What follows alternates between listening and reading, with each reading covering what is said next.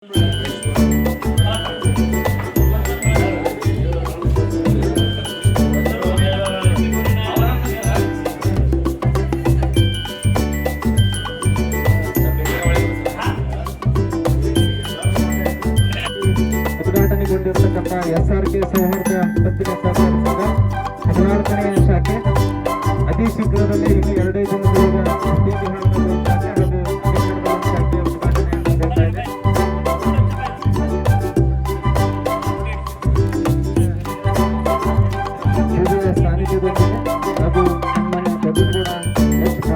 ಇದೆ.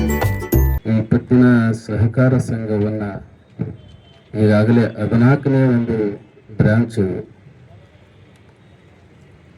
ಈ ಭಾಗದ ಇರ್ತಕ್ಕಂಥ ಎಲ್ಲ ನಮ್ಮ ರೈತರಿಗಾಗಿರ್ಬೋದು, ವ್ಯಾಪಾರಸ್ಥರಿಗಾಗಿರ್ಬೋದು ಮತ್ತು ಇನ್ನು ಹಲವಾರು ಬಡವರಿಗೆ ಬೆಲ್ಲಿದವರಿಗೆ ಈ ಸಹಕಾರವನ್ನು ನೀಡುವಂಥ ಕೆಲಸವನ್ನು ನಮ್ಮ ಈ SRK ಸೌಹಾರ್ದ ಬ್ಯಾಂಕ್ ಏನೈತಲ್ಲ ಇದು ಎಲ್ಲರಿಗೂ ಕೂಡ ಸಹಾಯ ಆಗ್ತೈತೆ ಅಂತಕ್ಕಂಥದ್ದು ನಾವೆಲ್ಲರೂ ತಿಳ್ಕೋಬೇಕಾಗ್ತದೆ.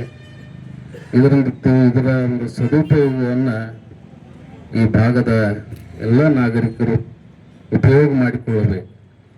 ಯಾಕಂದರೆ ಬರೀ ಬ್ಯಾಂಕಿನೊಳಗೆ ಸಾಲ ಮಾಡೋದು ಅಷ್ಟೇ ಅಲ್ಲ, ಅದನ್ನು ಸಾಲ ತೀರಿಸುವಂಥ ಕೆಲಸ ನಾವು ಮಾಡಿದಾಗ ಆ ಒಂದು ಬ್ಯಾಂಕಿಗೆ ಒಂದು ಅಭಿವೃದ್ಧಿ ಆಗಲಿಕ್ಕೆ ಸಾಧ್ಯ ಇದೆ. ಒಳ್ಳೆಯ ಕೆಲಸ ಇದು. ಯಾಕಂದ್ರೆ ಅಂಬರೀಶ್ವರ ಜಾತ್ರೆ ದಿವಸ ಇವೆಲ್ಲ ಒಳ್ಳೆಯ ದಿವಸ ಇದು. ಉಳಿ ಉಣ್ಣವಂದ್ರೆ ಏನಂತಾರ, ಉಳಿಗೆ ಏನು ಮಾಡಬಾರ್ದಪ್ಪ ಅಂತಾರ. ಆದ್ರೆ ಉಳಿ ದಿವಸನ ಇದನ್ನು ಮಾಡಬೇಕು ಅಂದಾಗ ಅದು ಒಳ್ಳೆಯದಾಗಲಿಕ್ಕೆ ಸಾಧ್ಯ ಆಗ್ತದೆ ಅಂತಕ್ಕಂಥದ್ದು ನಾವೆಲ್ಲ ತಿಳ್ಕೋಬೇಕು. ಇವತ್ತು ನಮ್ಮ ತಂದೆಯವರು ಇವತ್ತು ಇಲ್ಲ, ನಮ್ಮ ಹನುಮಗೌಡರು, ನಮ್ಮ ದೊಡ್ಡಗೌಡರು ತಂದೆಯವರು ಇಲ್ಲ. ಅವರು ಆತ್ಮಸಾಕ್ಷಿಯಾಗಿ ಸ್ಮರಿಸಿ ಈ ಒಂದು ಕುಷ್ಟಗಿಯ ನೂತನ 14ನೇ ಶಾಖೆಯಲ್ಲಿ ನಾನು ಸಂಪೂರ್ಣವಾಗಿ ನಮ್ಮ ದೊಡ್ಡಗೌಡ ಪಾಟೀಲ್ ಅವರು ಹುಡುಗನಲ್ಲಿ ಹಾಕಿದ್ದೀನಿ ಅನ್ನೋ ಮಾತನ್ನು ಈ ಒಂದು ವೇದಿಕೆ ಮುಖಾಂತರ ನಾನು ಹೇಳಕ್ಕೆ ಇಷ್ಟಪಡ್ತೀನಿ.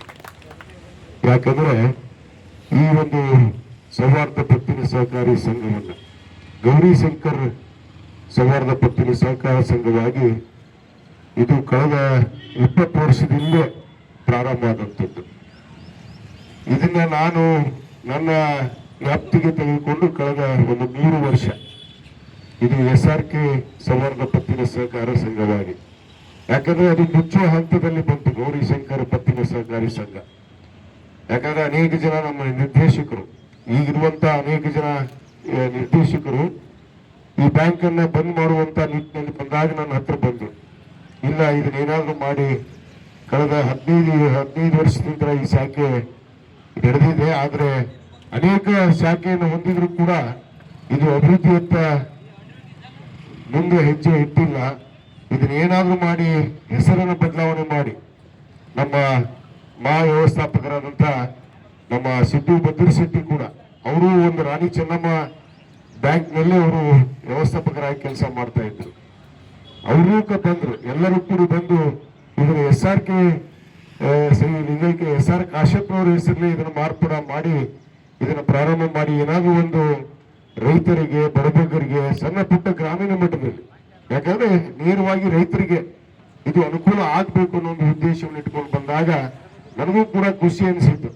ಇಲ್ಲ, ಇದರಿಂದ 10 ಕುಟುಂಬಗಳು ಬದುಕ್ತಾವೆ, ಅದು ವಿಶೇಷವಾಗಿ ಗ್ರಾಮೀಣ ಮಟ್ಟದಲ್ಲಿ. ನನ್ನ ತಾಲೂಕಿನಲ್ಲಿ ಈಗಾಗಲೇ ಸುಮಾರು 6-7 ಶಾಖೆಯನ್ನು ನನ್ನ ತಾಲೂಕಿನ ಪ್ರಮುಖ ಗ್ರಾಮಗಳಲ್ಲೇ ನಾವು ಈ ಒಂದು ಶಾಖೆಗಳನ್ನು ತೆರೆದಿದ್ದೀವಿ.